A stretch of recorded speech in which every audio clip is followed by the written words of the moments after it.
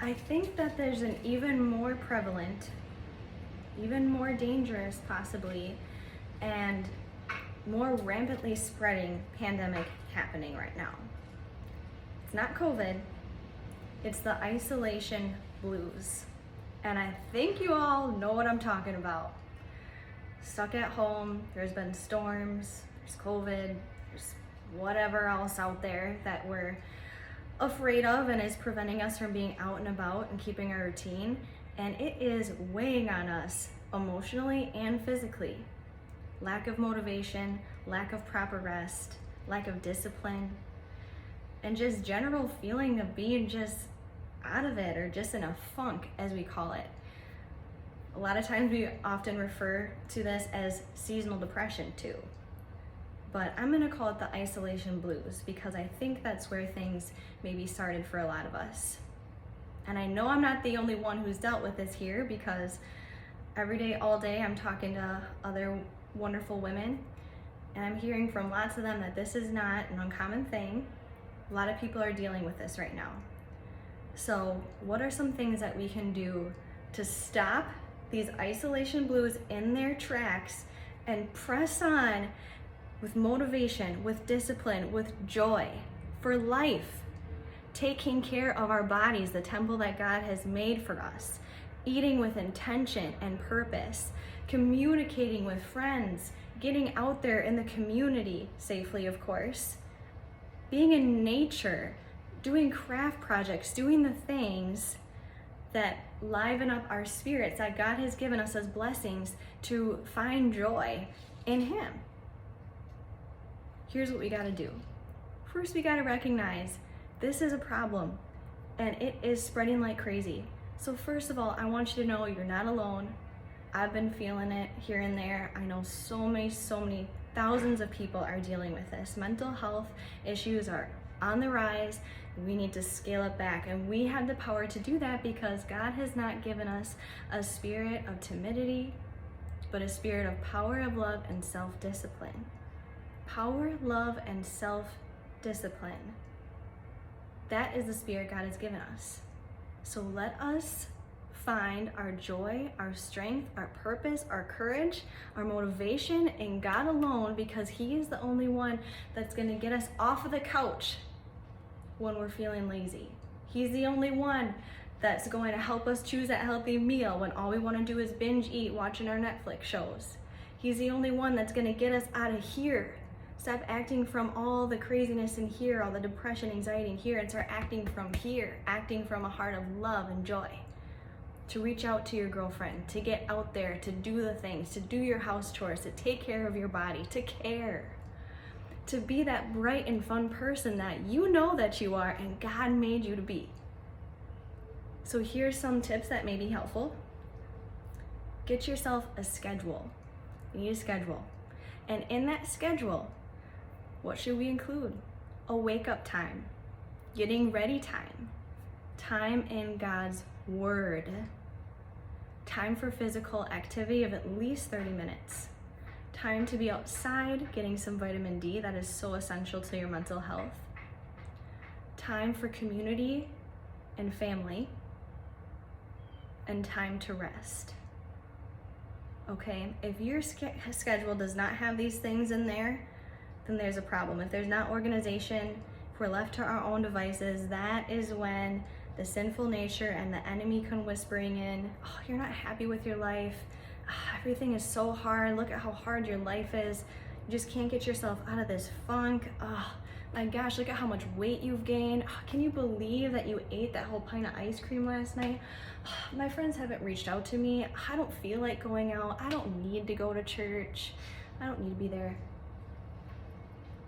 We need to stop it. We need to stop it by taking action, by moving our body, by being intentional with our time, by standing in the Spirit of God that has given you power, love, and self-discipline. If you aren't acting in power and love and self-discipline, then you know you are not standing with the Spirit of God. What spirit are you standing in today? Are you standing in the spirit of fear? In the spirit of anxiety? In the spirit of depression? Or are you standing in the Spirit of God that has given you joy beyond belief? No matter what's going on around you, the spirit of discipline to take care of yourself and the people who are counting on you, the spirit of joy to find the joy in the everyday things, the spirit that will shut up the sinful nature and the enemy. That is where we stand.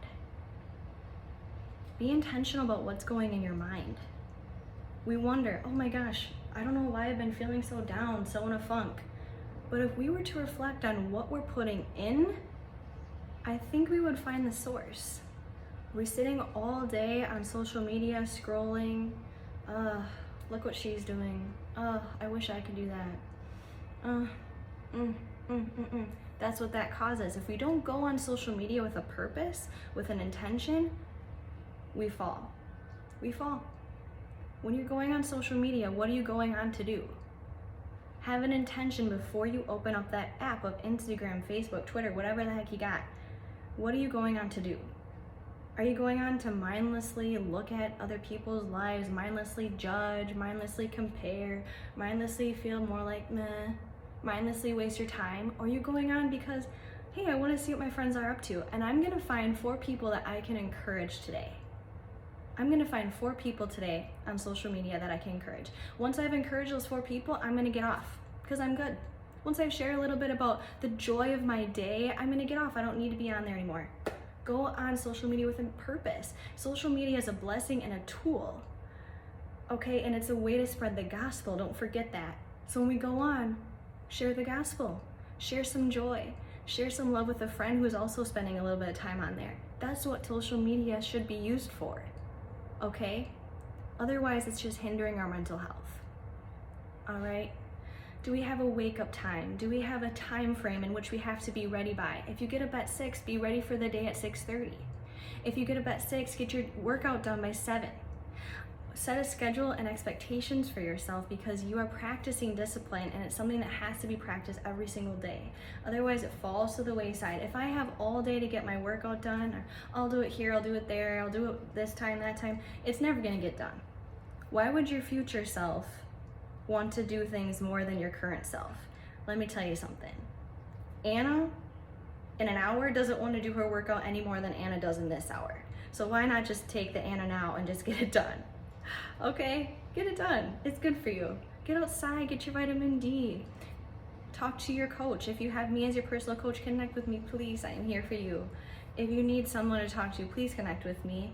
Let's chat about things. Let's work through some stuff. Let's set some goals. Let's set some boundaries.